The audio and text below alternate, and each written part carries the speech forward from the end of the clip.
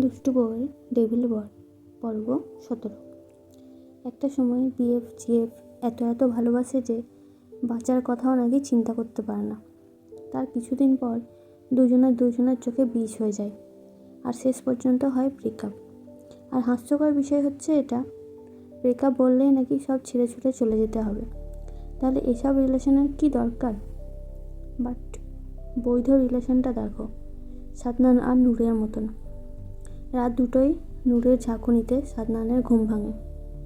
সাদনান ঘুম থেকে তাকিয়ে দেখে নূর ওকে ডাকছে। নূর সাদনানের দিকে তাকিয়ে বলছে, রাত 2টোয় ঘুম ভেঙে যায় নূরের। সাদনানের দিকে তাকিয়ে বলছে, আমার ক্ষুধা লেগেছে খুব, আমাকে কিছু খেতে দিন। সাদনান, দাঁড়াও, বাট খাবার তো সব ঠান্ডা হয়ে গেছে, আমি আবার কিছু অর্ডার করে দিই। নূর বলছে, না এত রাতে আর কাউকে জাগানোর দরকার নেই, যা আছে তাই দেন, তাড়াতাড়ি দেন আমাকে খেতে, আর আমার মাথা এমনই ঘুরিং করছে কেন? সাদনান, একটু তো মাথা ঘুরবেই, ভারীও হয়ে থাকবে। আচ্ছা, আমি তোমার খাইয়ে দিচ্ছি, কেমন? তুমি গুডগালের মতো খেয়ে আবার শুয়ে পড়ো। নূর বলল, ঠিক আছে। সাদনান উঠে ঢেকে রাখা খাবার আনে, আর নূর সাদনানের বুকের সাথে হেলান দিয়ে বসে। সাদনান খাবার বিছানার উপর রেখে নূরকে জড়িয়ে ধরে নূরের কানে কানে বলে, এক্সপি, আরে বোকা মেয়ে, এভাবে বসলে তোমাকে আমি খাওয়াবো কি করে? এভাবে তো উল্টো হচ্ছে আমার। আমি তো তোমার মুখে ভাত না দিয়ে নাকে দেব, তারপর পুরো মুখে মেখে একাকার হবে।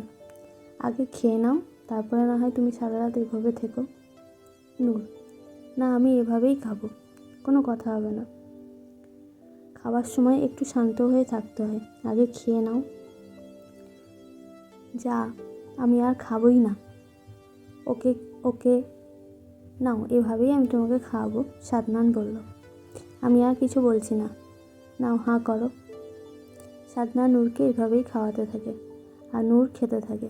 খেতে খেতে সাদনানের দিকে ঘুরে তাকিয়ে সাদনানের মুখে খাবার তুলে দেয়, আর সাদনান নূরের দিকে তাকায় আর মুচকি হেসে খেতে থাকে।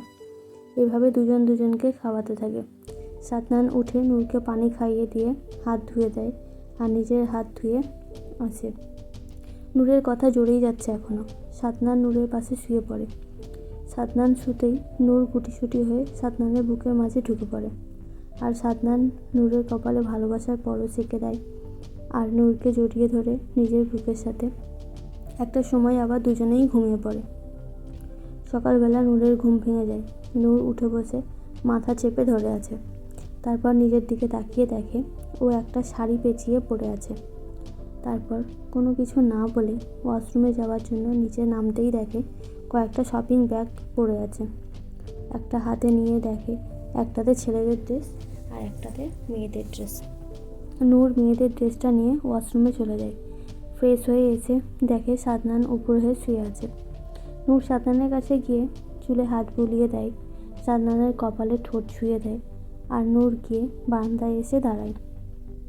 আজকে সকালটা খুব সুন্দর, আকাশ মনে হচ্ছে রং তুলি দিয়ে আঁকা, ঝাঁকে ঝাঁকে পাখিরা উড়ে যাচ্ছে। সাদনান এসে নূরকে জড়িয়ে ধরল পিছন থেকে।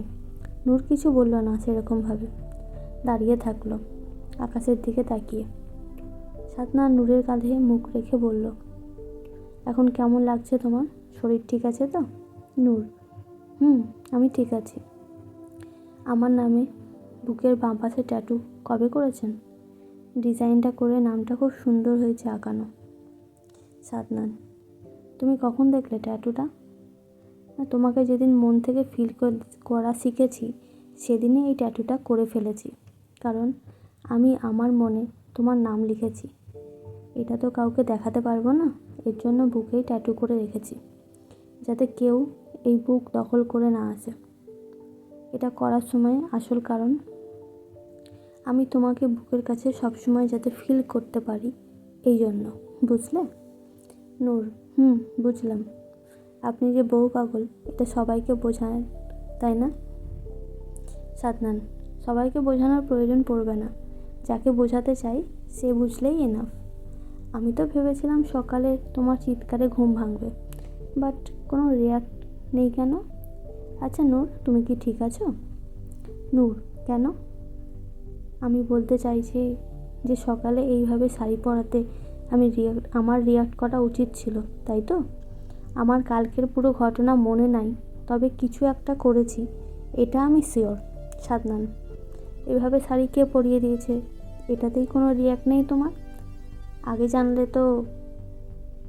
নূর: আপনি পরিয়ে দেননি, এটা শিওর, কারণ এত নিখুঁতভাবে কোনো মেয়ে ছাড়া এভাবে কোনো ছেলে শাড়ি পরাতে পারবে না। আরে বুদ্ধু, এসব বোঝার মতো কমন সেন্স আমার আছে, আমাকে এতটাই বোকা ভাববেন না। সাদনান: যদি কোনো ভুল করে ফেলতাম তখন কি হতো? শান্তভাবে থাকতে পারতে তুমি? উফ রে, তাহলে কি মিস করে ফেললাম আমি। নূর: আপনার উপর বিশ্বাস ছিল, আছে, আর থাকবেও।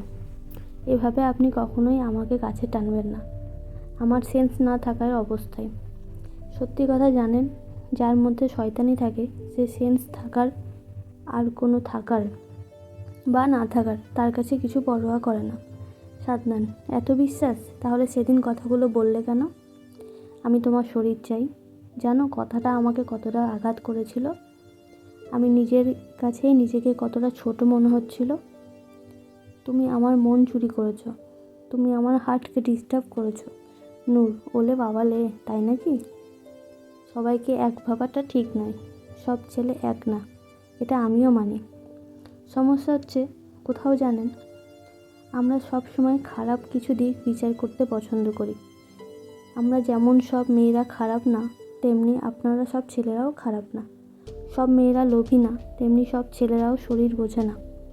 সাদনান নূরকে নিজের দিকে ঘুরিয়ে মুখের দিকে তাকিয়ে আছে।